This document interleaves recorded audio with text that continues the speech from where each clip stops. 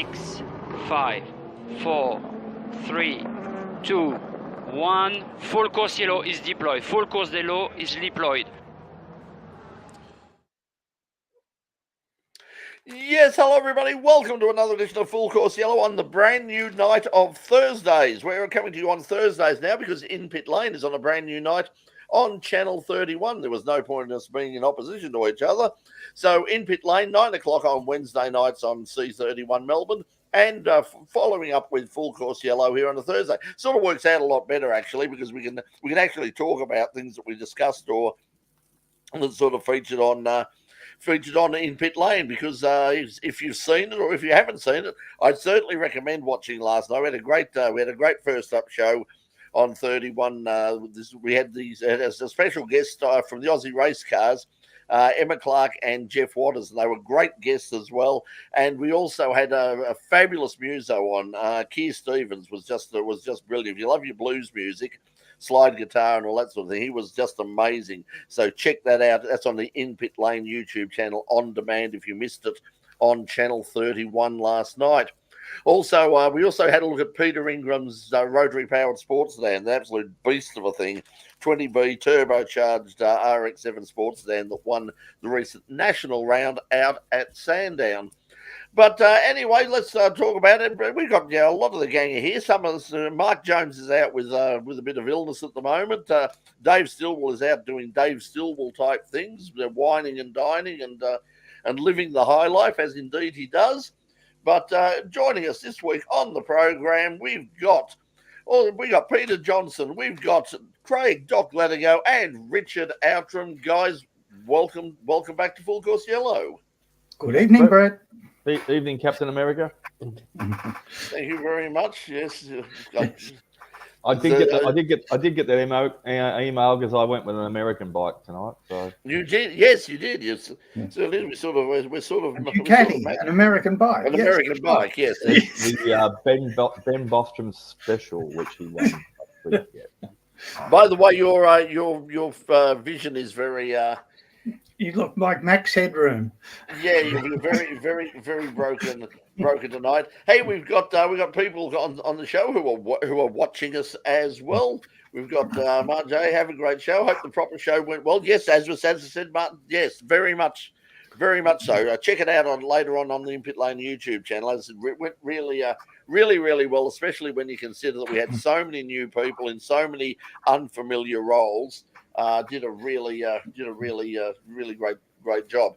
Box is with us again. So there, Paul Vandenacker is with us again. G'day, Paul. How are you? Phil Sonic. There's a name, Phil Sonic. Phil. If you're not a muso, you should be with a name like Phil Sonic. There we go. Was that like Evening, saying hello to Senor Box, and Marjay is Mark Jones. Yes, okay. G'day, Mark. So anyway, yes, he's got the coughs and the sniffles. And MJ, we promise a big crash that you can laugh and enjoy as a go. Look at that. Something will happen. Something will happen. Well, coming up, the big news. Oh, but before we start, I'm going to say the big news. Tonight's show is in fact sponsored and brought to you by Twisty. Have anybody tried these yet? Not that version. No, I just do the chicken on cheese. What do you got there? No, this is new. These are sweet and sour twisties. Oh my God! Remember the blue tongue ones? Yes, I do. So I'm going to twisties. Who did you buy them off? McDonald's or Hungry Jack's? No, they were just from the supermarket, from your place of employment, and they're They are, yes. So I've not had them before, and I am a sucker for chips and things that have strange salt. Yeah, so yeah. Come on. Yeah. Sort of. So this is just the preliminary outcome Stuck your teeth together. My kitchen rules. Brett doing a taste test and about to grill the grill. Yes, I think we'll leave them there for the moment. They're quite nice. Yes, they're okay. They're yes. It might be enticing. But anyway. Too enticing. You could get sucked into it and that and forget about talking about motorsport. Anyway, what's top of the pop tonight? It'd have to be Mr. Adrian Newey, wouldn't it? Well, not necessarily. I mean, we did, as Andrew was saying, Ciao from Italy. It was a big day at the post race on the track post race at Monza.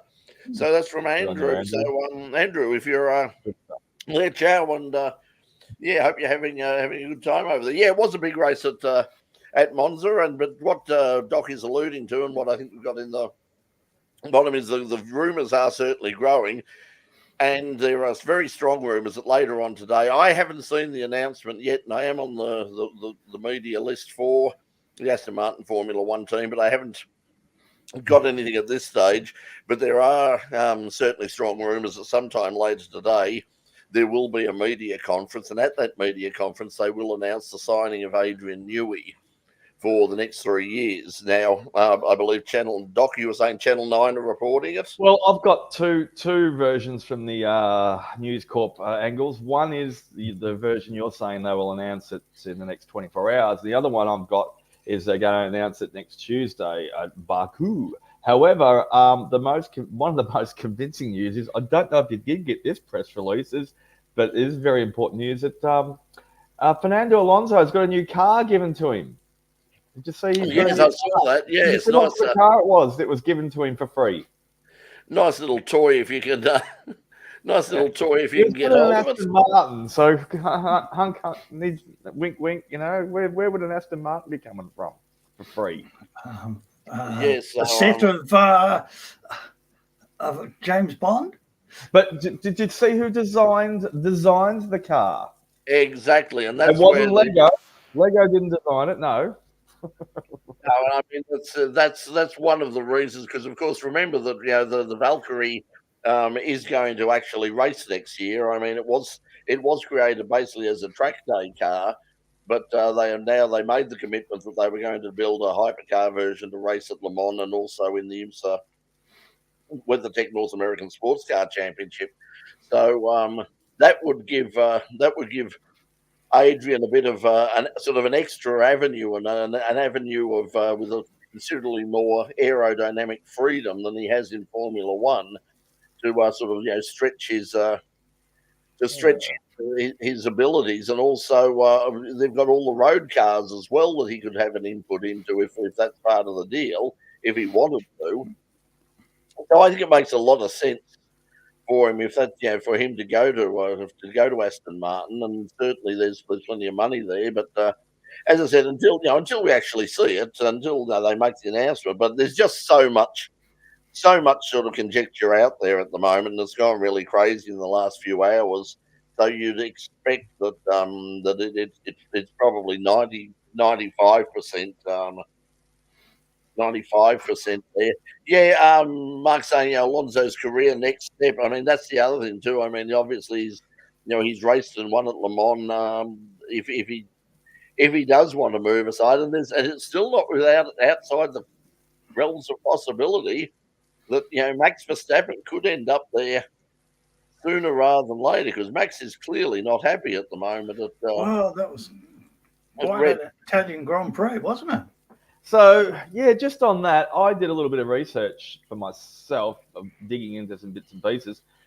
Sorry if I'm freezing up here, but the audio might be still okay. Audio's fine, yeah.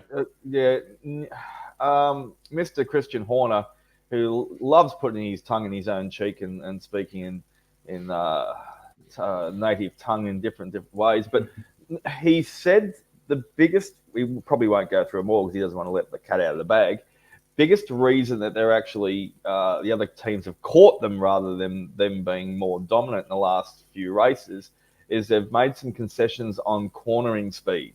And if they're changing the setup on the car for cornering speed, whether it be on qualifying or if it's in race trim, it affects other parts of the circuit and the way that they obviously gain their speed or lose their speed, or obviously affects their handling. And therefore, so unlike in the past where Max has complained or Max has got his way and then no one's known about it, they're both struggling with the cornering speed at the moment identically. So they're working on fixing that problem. But as I just said, the aftermath will be that Christian said we're all afraid of is if we're getting our cornering speed back, depending on what circuit we're on, it definitely affects the performance on the rest of the car and the driver.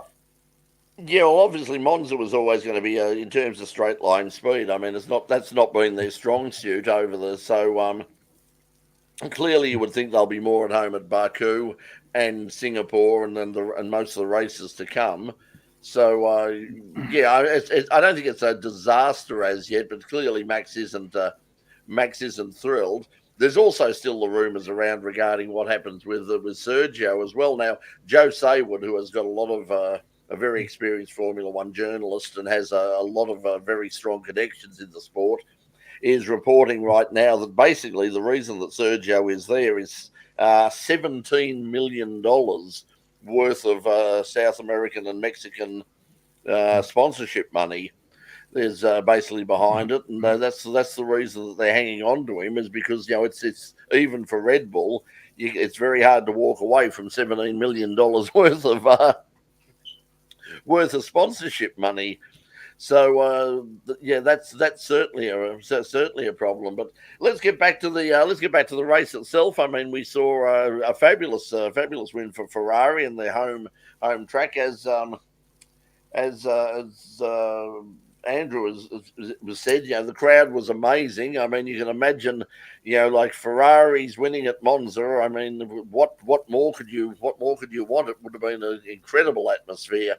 So, and of course, but the big talking point was not the good strategy and the great drive by Charles Leclerc, but the great McLaren rivalry between Oscar Piastri and Lando Norris, and the British media are going ballistic over this.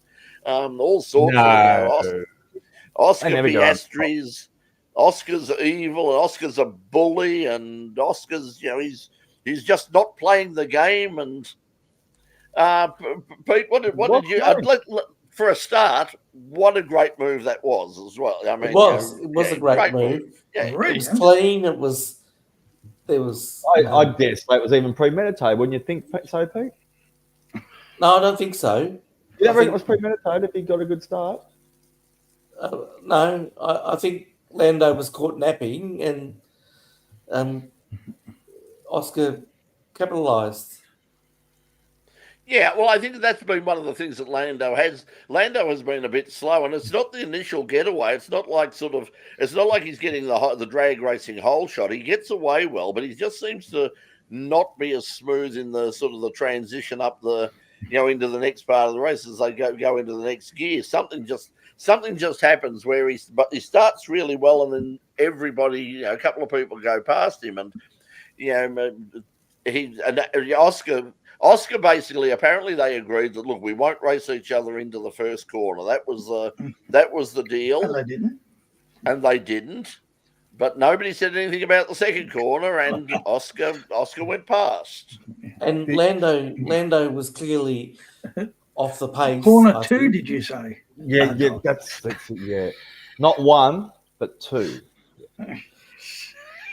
Yeah, so Lando was clearly off the pace all the way through. Like when they started talking about papaya real rules, there was the car, another team car in front of him, Ferrari, was between them. So they started talking about papaya rules. Get real. Yeah, well, I think the interesting thing with papaya rules as well, and it's been highly speculated now, is that we've got to remember who Oscar's manager is, and we have to remember that like Oscar didn't sort of it wasn't a conventional pathway into McLaren for Oscar. I mean, they obviously wanted him desperately, and they obviously were prepared to make some pretty big concessions, and a lot of people are speculating, in light of Mark's experiences at Red Bull. Whether one of those concessions might have been, well, okay, he comes, he gets this much money, he gets every second Thursday off, he gets grand final day off if possible, but whatever happens, none of this team order bullshit. I've been there. I'm not. He's not going He races on his merits. Speaking And of grand perhaps, final, the Cats have almost doubled the bloody Port score, and Port's a favourite anyway. But sorry, there is football on tonight as well, though, too. 63 oh, that's what that was all about. I was going to say, Yeah. Doc said words and I had no idea what he I didn't know Oh, understand. yeah. Me no No, understand. sorry, getting right off the subject. It's AFL finals, and I've got the TV on mute in the background. Cats are 63, Port 65. So sorry, 37. 65 to 37. So it's the favourites are going downhill. Anyway. on 3KZ is football. I only know words like You're playing defacing. rock Like football. Yes, I mean, yeah. So the media is going. The interesting thing is not just the look. I understand. Look, if I was in the position, I would be saying definitely now, and I probably would have said beforehand that look, Oscar, you have mathematically you've got a very, very, very outside chance of getting but our best chance of unsettling Maxes for the Drivers' Championship is, of course, Lando. And, at the moment, we're going to ask, we may have to ask you to sort of, make some sacrifices for the good of the team and, and basically, do the right thing for the team and play second fiddle for a while. And I'm sure they're going to do that now. I'm sure there's sort of all sorts of negotiations going on before they get to Baku. What do you want under the Christmas tree this year, Oscar? What would you give us your Christmas list? Come on, give us your Santa list, and we'll see what we can do for you. And you just stay second or third when there's an orange car in front of you, and we'll make your Christmas list. Santa will be if you've been a very good boy, he'll bring you some presents. Yeah, the thing, I think that Oscar is the sort of guy that, he's obviously through all of his success. It was funny, I was talking to someone just recently who knows Oscar very, very well from his karting days and has known him since he was, like about 7 or 8 years old. And he said that he's just, he's always been incredibly focused, and his thing is, I win racing. I'm going to be a racing driver, and the job of a racing driver is to win races. That's why I'm out there. For me to win races. That's the reason I race is to win races. Not for the fun of driving, not for going. I want to win races. That's what I do. And you can tell that he's got that focus, and it's very much the Schumacher Senna sort of focus as well. And you imagine, like, into the future, it's gonna serve him very well. He may not be the most popular guy on the circuit, but I tell you what, I think I'd like to be putting money on now. If you could get good odds about, I'd like to be putting money on now that within the next sort of 2 to 3 years, he's definitely going to be world champion. Well, okay. Let's see. You put your money where your mouth is. Then, do you reckon he'll get a championship before Lando does? No, well, there's a chance that Lando could get the championship this year, but I don't think they'll. Say Lando doesn't get it this year. Say Lando doesn't get this year. Max hangs in there. He holds on. Who gets it the next year then? Oscar or Orlando? If it's 50-50 halfway through the year, they're both virtually even on points. I'd go Oscar. I think Oscar's a better racer. Pete? Yeah, but what will the team do? What has Lando got in his contract? See, all the politics kick back in again.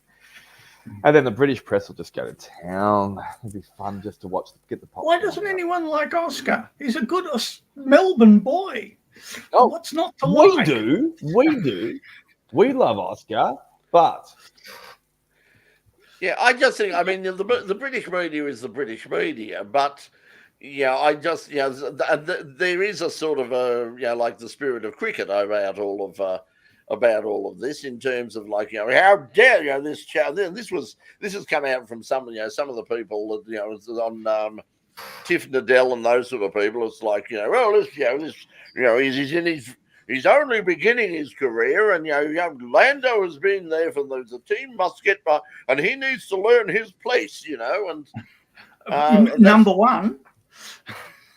Yeah, well, that's the thing, but. As Mark is saying, I think McLaren don't believe it. Norris can win the title. More points for the Constructors' Championship. Yeah, I don't think they could easily do both. I mean, as I said, I'd certainly be saying now, and if it's something in the contract that Mark has put in there for the basis of no number two stuff. I mean, I just basically have to say, look, for the good of the team, for the long term, let's throw our weight behind Lando. Let's get him up there, and there may well be occasions where if you're first and he's second, we might be pulling the Lando is faster than you button.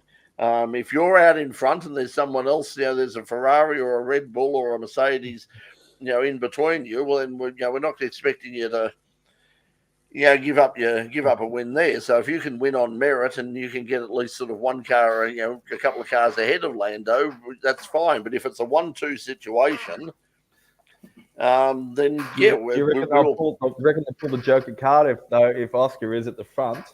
You've got Charles Leclerc second, you've got Sergio Perez third, you've got Lando fourth, and Max is back in seventh or eighth, like he is known to consider at the moment.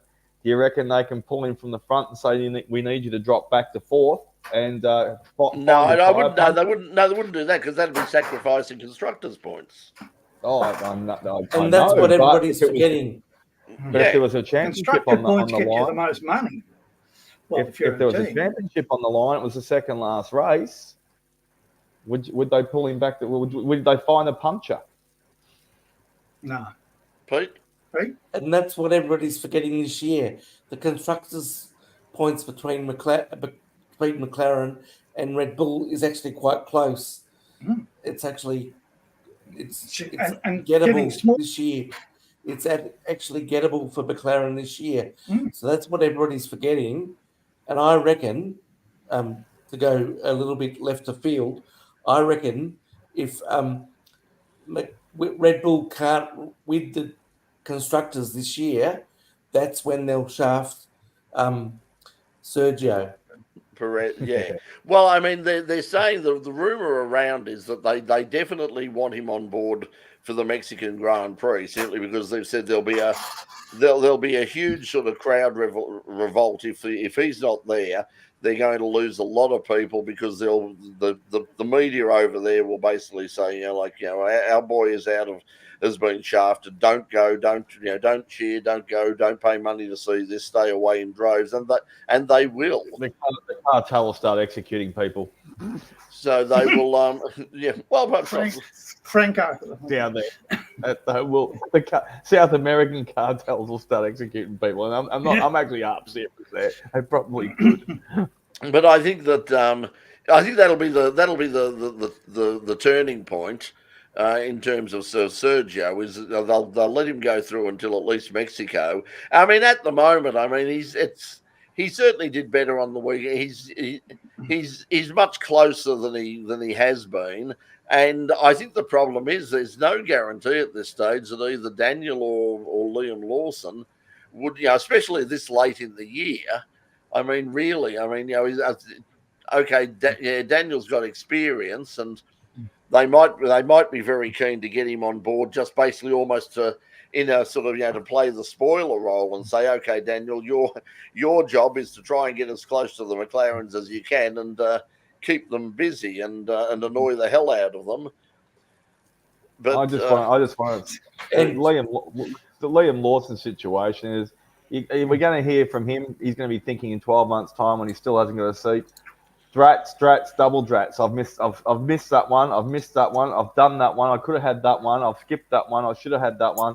He's just sitting there and he's waiting and waiting and waiting. He's just going to be off. He's going to just blow us. And he wouldn't be the first one. I mean, Red Bull have burnt a few drivers in the past by hanging on to them, Pete. Well, from next year, he's a free agent. If they don't do something with him, he's a free agent. Oh, he is now to a certain extent. I mean, no, he's not. No, he's not. There's a contract, but contracts do get broken. And if he wanted to go somewhere, I'm sure that the party that he was going to would, like in the past, would negotiate with the Red Bull racing team on how to get his services, and that happens. And they break contracts, and they do it for the reasons when there's a mature conversation, sit down over a table sorted out rather than all the bloody fanfare that goes on out in the rest of the world. So, yeah, he could have got a drive by now and we had it all worked out. But will he be kicking himself in 12 months if they're still burning? Oh, I'm sure he will. I'm sure he will be. I mean, McLaren Red Bull have stuffed things up. I mean, the only thing that they can do, I mean, they've just got the problem because it's not just Liam. It's Hadjar as well, because he's clearly a talent and people are clearly looking at him as a future Formula One driver, and they want to keep on hold of him as well. So, and whether they have to keep Tsunoda because of the Honda thing for another year, I'm not sure. Pete, have you heard anything in terms of contracts for Tsunoda? Yuki? No, all I heard, the last I heard was that he was meant, because Aston Martin was getting Honda engines and he was going to go there. But yeah, that's quiet. Response to box down the bottom there. Triple B, it's widely known. I was talking about with Brett before the show on Tuesday night. Colapinto, and this is not under the table or anything silly. He's got about half a dozen different backers with his companies and sponsors and stuff that he's brought along with him over the years.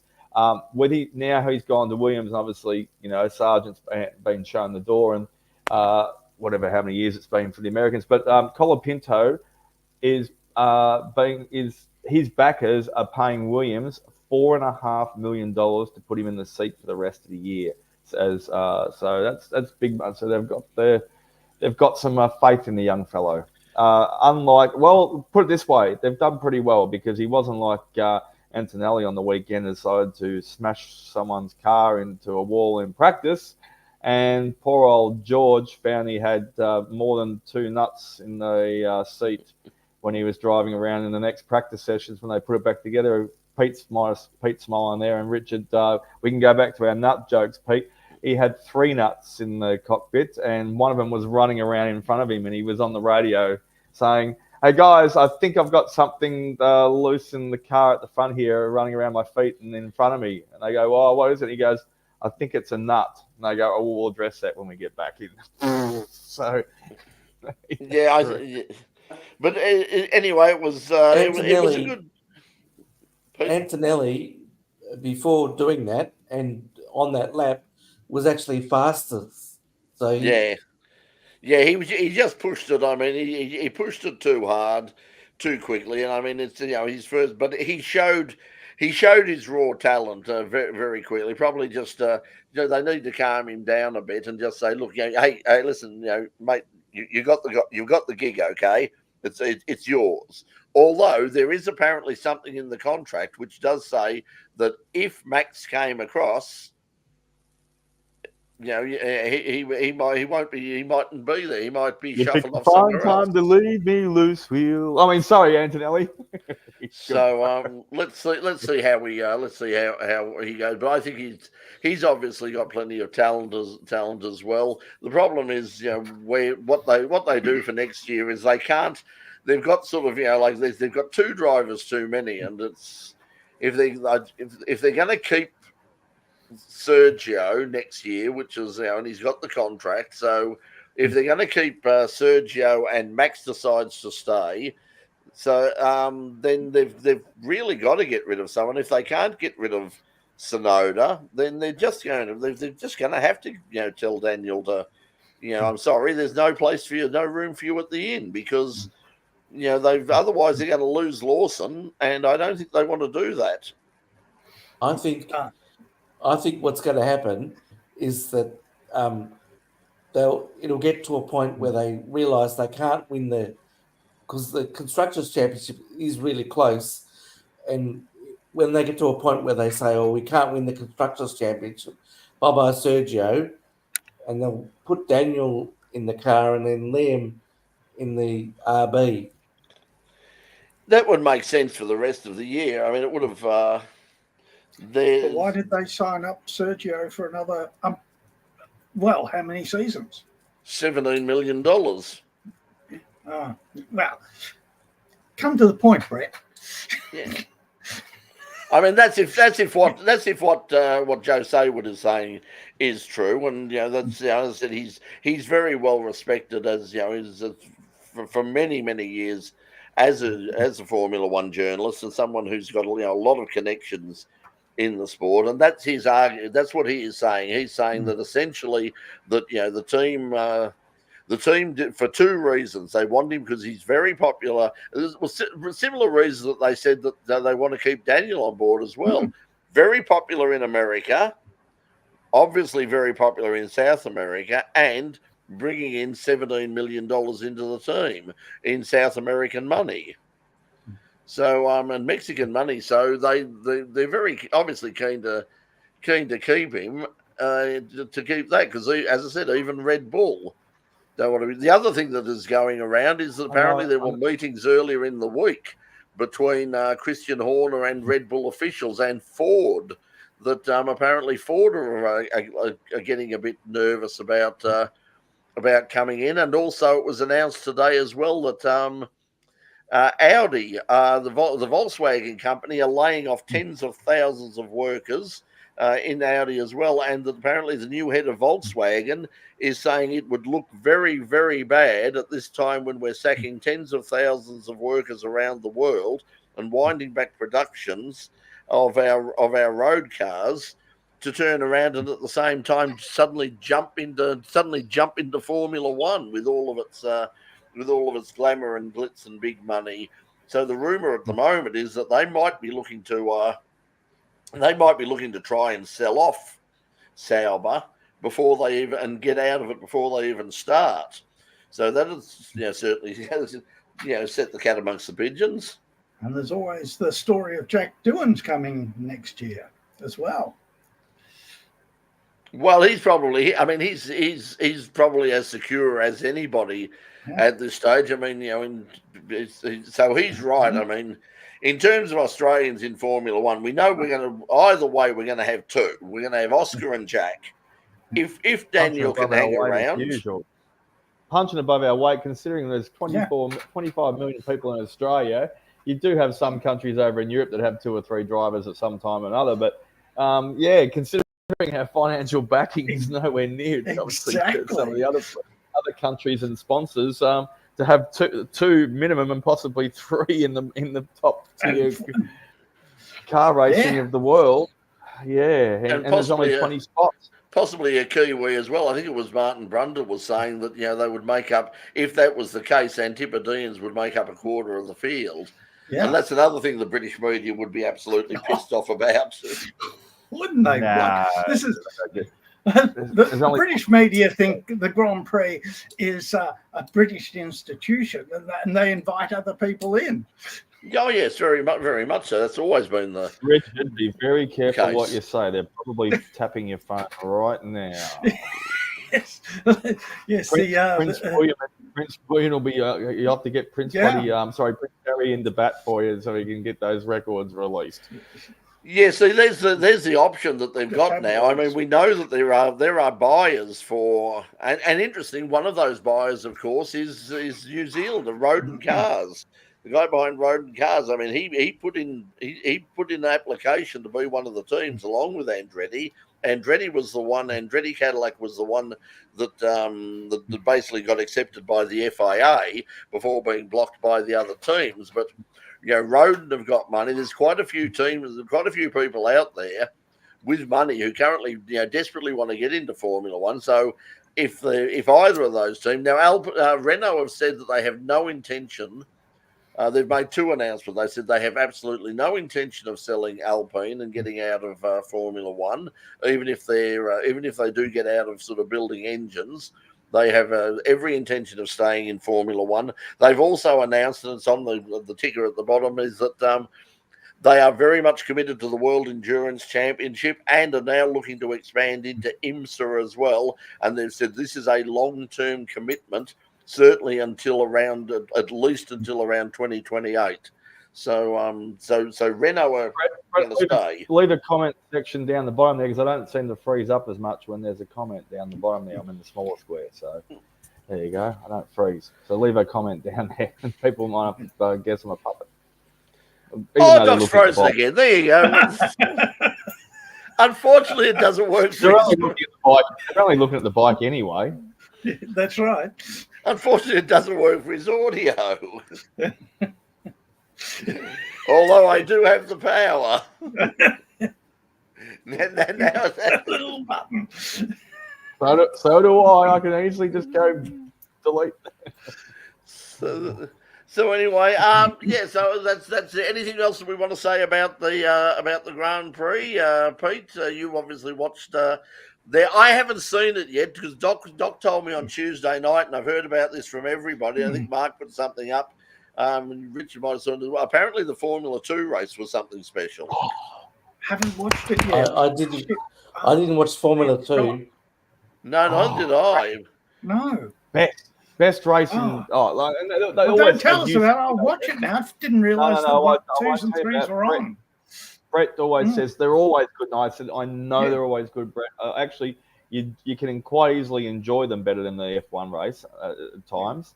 But, this was just out of this world. Make sure you watch the first lap and then don't think it's all over from there because you need to watch it all the way to the finish. There's strategy involved. There's great racing. There's the off-road where you got to go through the S's when you cut the corners and all sorts of stuff. There's names that are in the Formula One that were in practice and that are going to teams next year. They're involved and championship points. So it was really, really good, even if you'd never watched one before. And also the World Superbikes race 2 on the weekend was absolutely. Alvaro Bautista walked away in the first one, but in the World Superbikes second one, absolutely brilliant. I mean, they're always good because they're very closely matched on manufacturing machinery that they're riding. But it was looking forward to. I might even have to. This sounds really weird. I'll skip MotoGP this year and just go to the World Superbikes because it's a lot more interesting at times. So. And Andrew was there pointing out that the Porsche Super Cup was apparently chaos too. So there's plenty to catch up with on the weekend. Speaking of which, while I remember it, speaking of catching up, this week, lots to catch up with online because the Goodwood Revival is happening this week, and also the FIA Euro finals in drag racing at Sandown. And our mate Carl Cox is going to have his Barracuda Pro Mod, top door slammer as we'd call it in Australia. He's going to have that. He's going to be racing that at Sandown. And in fact, they're racing tonight. It's a 4-day meeting. So once you finish sort of, getting out there, if you want to sort of flick on and catch, depending on what the weather's doing, if you want to catch some really, really good European drag racing, that's on the Santa Pod YouTube channel. And as I said, the Goodwood Revival is always one of the best meetings of the year. I mean, if you want to watch absolute superstars and legends of international motorsport driving the most unusual things, like people like Tom Christensen driving Austin A40s and basically just and not caring whether he takes it back in one piece or not. That's just that's brilliant. Some of the best racing you'll see.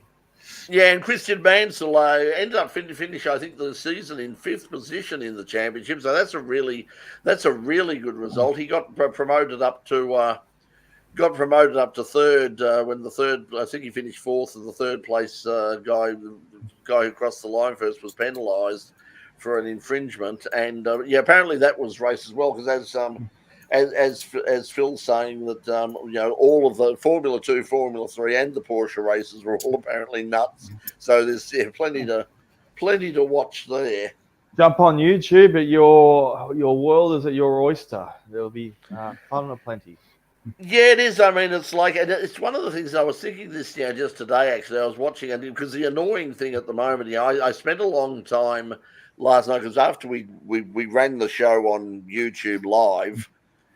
You've got to sort of take it down in order to do things for it, to make it more suitable as an on-demand thing. Take off different things and also to monetize it. And just when I put there no monetized, it tells you how many ads you have in the show and where they will be placed. And the recommended YouTube number of ads for our basically a bit over half-hour show was 23. Now, I had to go around and one by one extract all of those. And the problem is every time you take them out, you get a warning. You are doing, basically you are depriving yourself of income by not accepting YouTube's, we are doing this for your good. You want to make money out of this, you leave the ads. And they were literally in the middle of stories, in the middle of the interview, in the middle of songs. The first song that the kid, there in the middle of his song, there were two adverts. Crazy, absolutely crazy.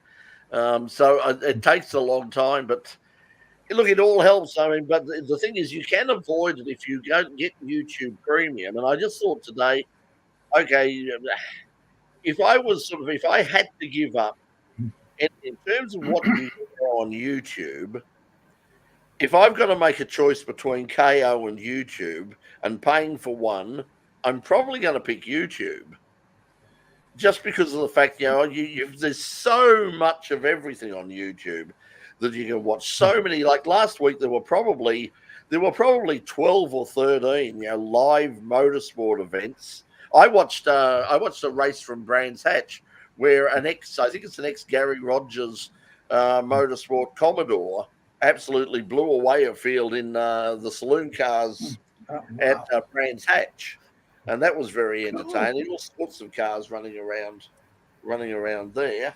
But anyway, but yes. So lots happening coming up. As Paul's saying, just a reminder. As I said on the program last night, we did have the guys from Aussie Race Cars, Emma and Jeff. Aussie Race Cars are in action on the weekend as part of the Australian Superbikes. And I had a couple of comments came through on the YouTube channel saying, so you sell your hate bikes and all that. We tried desperately to try and we really did want some people from Superbikes to come on, and they were as reluctant and as hesitant. I mean, I got one message saying back, from Motorcycling Australia saying the media team will look into your request, and that was the last I heard from anybody. So, I don't have time to ring people 5 or 6 times a day saying, please come on to our show and, promote your events right across Melbourne, free to air. I'm sorry, I will ask once or twice. If you don't come, just while we're on the subject, Emma reposted your in pit lane preview of, the show that they were on last night that was going to be on, and she got a great response from her crowd. So I put a comment on it as well too. So thank you, Jeff and Emma. It was our pleasure. Quite welcome. Had a lot of fun too. Thank you for coming in. They were great guests. They really enjoyed it. Very confident. Really good. Gave good guests. They got some fantastic feedback from both their backgrounds. So that was great. Yep, this is good. Okay, but Superbikes on there, and I think that is that's usually televised on both online and on SBS as well. So if you want to watch the Superbikes, also coming up I think at Broadford coming up in a couple of weeks' time, the Victorian Road Racing Championships is on, and we'll try and get somebody on for that because it's usually free to get into that, and that's a very professional series. That one, so that's coming up as well. Okay, anything else? We got any news? Supercars, yes, Sandown. They tested at Winton. Before we get off the international stuff, this MotoGP is at San Marino this weekend, and Marc Marquez won last weekend. So it was over 1,000 days. He broke the drought, and he finally won a MotoGP race. So, yep, that'll do. San Marino this weekend. There you go. Back to local. Now off to the local stuff. Yep. So, and also, Matt Campbell at Coda, and good race at Coda. Very after 6 hours of racing, a very narrow win to the AF Corsa Ferrari, the privateer Ferrari, with Robert Kubica as one of the drivers behind the wheel. So that was a very, very popular win. Kamui Kobayashi chasing him down all the way to the end, and eventually, after 6 hours of racing, crossed the line about 2 seconds ahead, I think. So very, very close finish there at Coburn. They got a really good crowd as well. Brett, closest race in years in a long time in a lot of races. They said that was over that time period too. Yeah, so that was good stuff, and over 67,000 in attendance. That was the largest crowd they've ever had for a sports car race at Circuit of the Americas.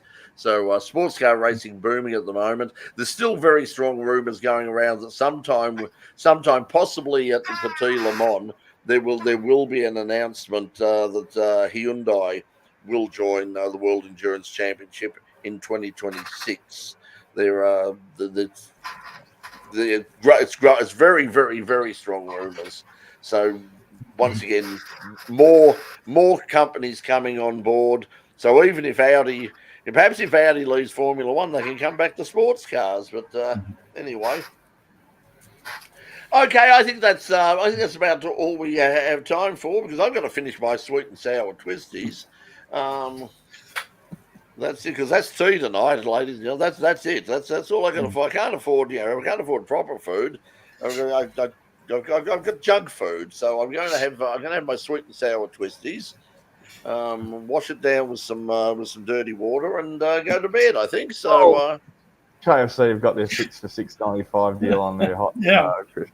Oh, have they? Oh, okay. That's good to know. Smart deal or something. I drove past one today. I thought that's going to be on the menu in the next week at some stage. Yeah. Well, I must admit, I had a really good. I'm actually going to put something up. I haven't done this before, but I did something with the phone because I'd been told about this restaurant in Huntingdale called Allure Street, and I went and everything I was told about it was absolutely true. If you like genuine Malaysian food, you'll probably have to book, unless you get there really early. You will have to book because it's a very small venue. I got there about 11:30. I got probably the last seat in the place. When I left at about getting close to 1 o'clock, the lineup was probably 30 people long out the door, and this is on a Friday, so it's really. But Allure Street it's called. Fantastic. That's at lunchtime. 11:39. No. On lunchtime. So it's going to say. Yeah, so well, if you want to sit at the table at Bill Ferg's Lobster Cave, you better make it quick too. If you haven't been in the last 30-40 years, because apparently that's rubbish. I went there. I did go there about 12 years ago. I went with a girl with the girl at the time, and we did the Lobster Cave, and sorry, Pete. Apparently that article is rubbish. Apparently it's. He's not in $40 million worth of debt? No. I wouldn't be surprised if it was because nobody ever pays to go to the Bill Ferg's Lobster Cave. They win it on 3AW. Oh yeah, yes. It's like Bataki hams. I mean, no one in history has ever bought a Bataki ham. I mean, it's like I feel like some ham. Hello, 3AW. Yes. I'd like to say something nasty about the Labor Party. Oh, thank you. Yes, I would like a ham. Goodbye. Yes. Actually, there was some sad news on the ABC tonight. Some very sad news. King Island cheeses been around for decades and decades. Yeah, very popular. Brie and Camembert. No, and double brie too. Don't forget the double. Exactly. Not only did I like it, my old dog used to love them too. Yeah, that's more important than you liking it, of course. It doesn't matter whether you was. He had an incredible taste for cheese. It's whether your animal nursery does. Anyway, they are going to close in the middle of 2025 next year due to not being able to find the buyer. So it was on the news on ABC. It's a true story. They're closing next year. It's been on the market for 12 months. Can't get a buyer, so they're just going to shut up shop, which is going to be around for 40, 50 years. You all enjoy your King Island cheeses this summer. You all can. I don't like cheese, so you all can. We'll have some Camembert and double brie for you this summer. Double brie, yeah. No, the King Island cheeses are very nice and very famous. So that's very sad. There's so many things shutting down at the moment. As I think I said some of the other day, I went over to Springvale, and there are restaurants and cafes and places at Springvale that have been open since. I've been going to Springvale, since the 1970s for my Asian food and all the rest of it, and there are restaurants and places that have been around since the 1970s that when I went over last week had closed down. And talking to someone over there, they just said, one woman said that the average takings in the shop had gone from around $850 a day to around $75 a day, and she said that doesn't even pay for the electricity and the rates. So just on that, well, I mean, look at the two things that have just come up in the last couple of weeks, only because they're relative to us. Cooter and all these other councillors or wannabe councillors who want to be mayor as well too are going on the huge mayoral drive on making promises, free coffees and all this sort of stuff. But I mean, look what happened on Tuesday night, Brett. It was just a simple thing. One of our crew members came in. He parks in the city all the time, and a couple of blocks away, he couldn't find a park. And I won't mention, there's no mention names or like that, but they've changed all the parking restrictions in the area. So they used to be able to, from 6:30 at night, in a lot of areas around the CBD, Elizabeth Street, Swanson Street, Latrobe, all that stuff around, and to attract people.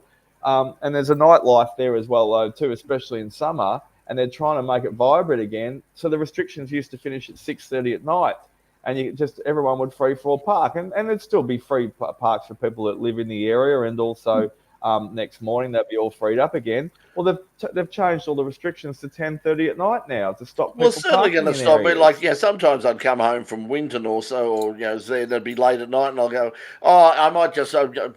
I don't want to cook once I get home, and I need to break up the trip a bit. I'll stop off at I'll just park somewhere in the city. I'll go have a meal in the city and come and go back home. Well, if I know that I'm going to go into the city at sort of 7:30, 8 o'clock at night, and I've still got to pay sort of $8, $16, whatever dollars in order for a parking spot, I'm not going to do that. I'm going to keep going, and I'm going to go to Springvale. Although they're doing it in Springvale as well. There's pay. It's going to cost more. Yeah. And the council's just getting greedy. But anyway, look, let's not talk about councils and all that. The one thing is, have a look at Auto Action. I didn't sort of get around to talk about Sandown.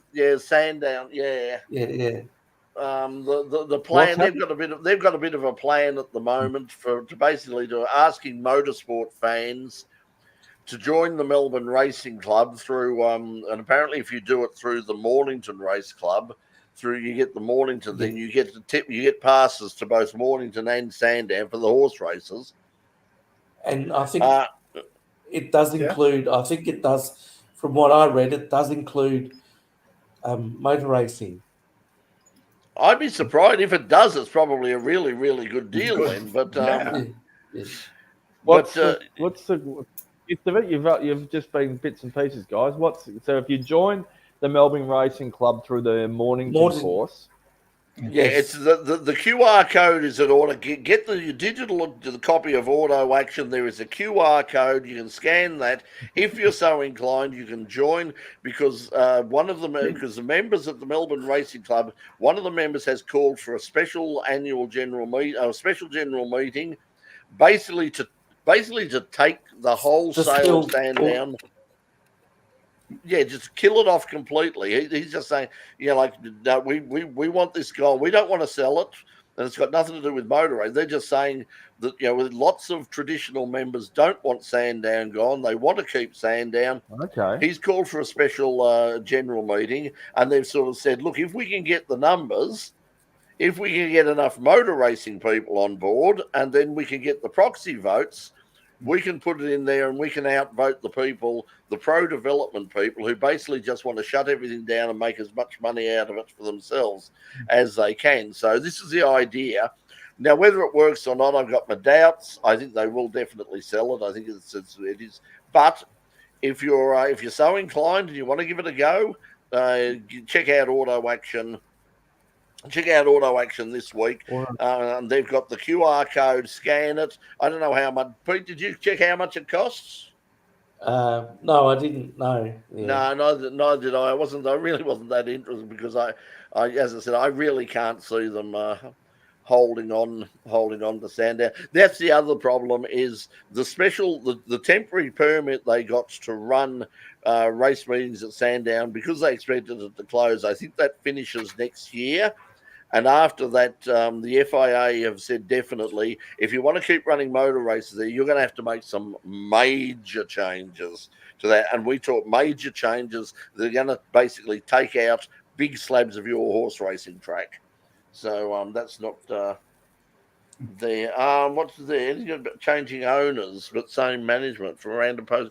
No, I haven't. I haven't heard anything. But Pete, when they were changing over from digital, they still have some. They're still selling some hard copies in newsagents, but when they was changing over from digital, there were some people that came on board. I can't remember who they were, but there was a management structure in that time when they changed over from going predominantly digital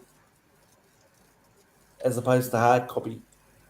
Yeah, as I said, I hadn't heard anything. I mean, obviously Bruce Williams is involved. Mike Imrie was one of the people was one of the owners that's basically saved Auto Action because Auto Action was dead. I mean, Bauer Media, when I worked for Auto Action, was Bauer Media bought it from Packer, and I think there might have been someone in between their time. But Bauer Media, which was the big German conglomerate, they bought up a whole pile of Australian magazines, and Auto Action was among them. And then they shut down most of those magazines and eventually got out completely. But one of the things they shut down and walked away from was Auto Action. And then Mike Imrie and Bruce Williams and a few others got together to basically buy the masthead from Bauer Media and revive it and get it up and running again. And they've done a pretty good job of it. But how they're making money out of it, I mean, and we know how hard it is in that situation. I mean, and they need, because I mean, we're a not-for-profit thing, or nobody gets paid, but they are getting paid, and they need to. Yeah, it will cost them a lot of money. Thank you for making me look for the Sandown stuff, guys. But I didn't find anything about the Sandown thing. But I found some other news yesterday. The latest GT4 Porsche, the Porsche 718 Cayman GT4 RS Club Sport. One of the first of the 8 landed in Australia yesterday or in that last day or two, and will be on display. The first of them will be on display at the upcoming supercar Sandown 500 if you want to have a look at it. So it's a nice turnkey version. 718 car. Might see if we can get a visit. Yeah. Go out there. Jimmy, so there's the smart city.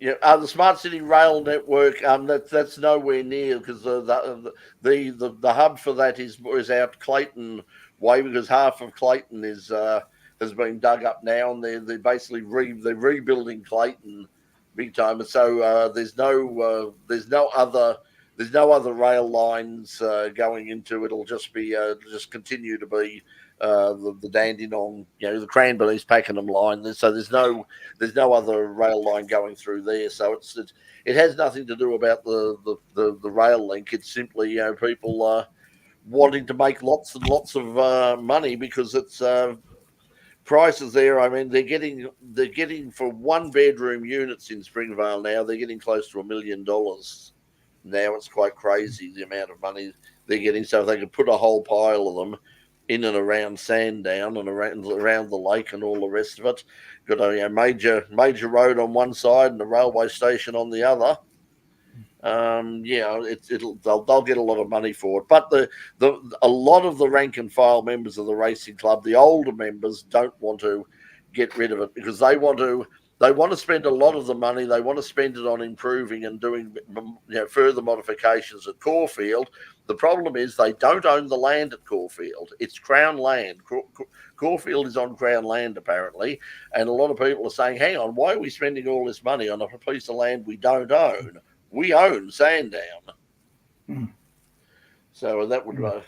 And the government might say one day we're digging that up and putting the railway line through it instead. I don't think this government will.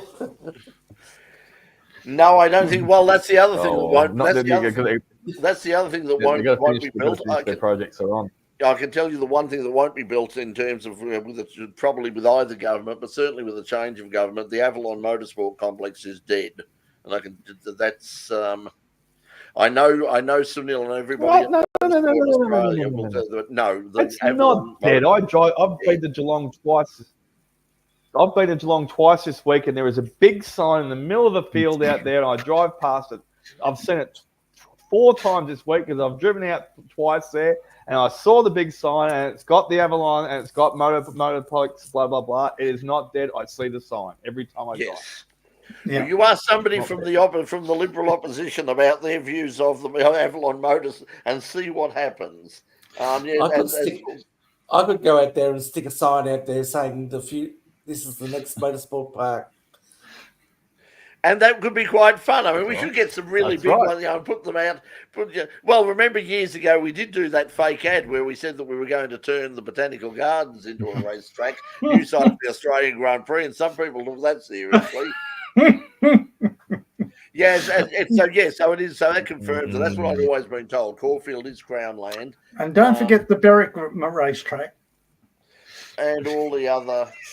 Yeah, that's as Paul's saying, different motorsport. That's the where they have the autocross and all the rest of it already. That's it's sort of in the same general area, but that's what's there at the moment. So that's what the sign is. It's been there for years. I know, Knackers. I was only having a joke, Knackers. I was being facetious, Knackers. I was only mucking around. Anyway, let's get out of here. It's 1 hour is gone. We will see you now next Tuesday night. I don't know in terms of I can tell you that we'll have great music on again. We've got some amazing acts coming on music wise. Well, let me tell you, seriously big acts coming up, and I mean big in every respect. Massive acts. How the hell? It's a huge honour that these people have approached us and said, "Hey, can we come on your program, please?" So so we're really looking forward to that coming up in October. We've got some fantastic bands coming in. In terms of motor racing people, as I said, I don't know who we're going to have. We would love to have somebody from some area of supercars to talk about the Sandown 500. Probably, after the Grand Prix, the biggest four-wheel car racing event in Victoria for the year. So the Sandown and the 60th anniversary of, and you would think that somebody somewhere from supercars would want to talk about it, but really, they've got zero interest in promoting this thing. I don't know how much stuff is out there in the mainstream media. I've seen nothing. All I've seen online is people saying you wouldn't know that it was on. But apparently they're just not interested in promoting it. They don't. But we'll talk about what is coming up. A little bit of promoting yesterday. I was listening to the Rush Hour on the way home, and this was live. Billy and JB were in the studios over there in South Melbourne as I was driving past before the tunnel. They've got a competition up there. And the competition was on. They're giving away quite regularly every day. They're giving Sandown 500 tickets or double passes. And one of the questions that they have used for the competition, which they gave tickets away for yesterday, was the clue was it's oval. And the guy actually rung up and got it right straight away. It was the Calder Park Thunderdome, and he got tickets yesterday. Is that a conflict? You rang up. No, it wasn't me, but I was listening at the time. I was going to say, are you eligible? Because you're... No, I'm not. We're eligible. Never have been, never will be eligible. Sorry. It sounds like the Sandown 500 is becoming the Bill Ferd lobster cave of motor racing. Well, I can tell you right now that we have, if you watch In Pit Lane next Tuesday night live on the In Pit Lane YouTube channel, or Wednesday night on Channel 31, we will have absolutely no tickets to the Sandown 500 to give away, but we might be able to work something out for on the same day. Calder Park drag racing and roll racing will be back, and that's where I'll be. No matter what happens, I'm going to be out at Calder Park for drag racing and roll racing. It'll be it won't be as crowded. It'll be a lot more friendly and a lot more probably. And to be honest with you, for the price of getting a grandstand seat at the Sandown 500, you can enter and race your bike and car at Calder Park. In fact, I think it's probably less, much less than turning up. I think I won't say, but I think it's under the 100. It's very, very definitely less than a grandstand seat at well, I can guarantee 500. one thing: there won't be any Geelong supporters there because it looks like they're going to win tonight, so they're still in the finals race. There you go. Well, there you go. So there's another reason to go. But Bo McCreary will be there racing his Commodore. I knew you'd do that if I said I could. I just teed that one, put the tee on the ground, and put the ball in spot. I knew you'd whack that drive that one out. So there you go. I'm trying to get Bo on the show actually because he's good luck with that. I think he's under the bus if you want to find him where he is at the moment. Yeah. By the way, he's stuck under the wheel. Yeah, but anyway, let's get out of here. We'll see you. We'll see you on Tuesday night. That's all we got time for. See you next week at the new time, Thursday night, 8:30. Full Course Yellow. Thanks everybody for joining us again. We'll catch you next week. See you later, everyone.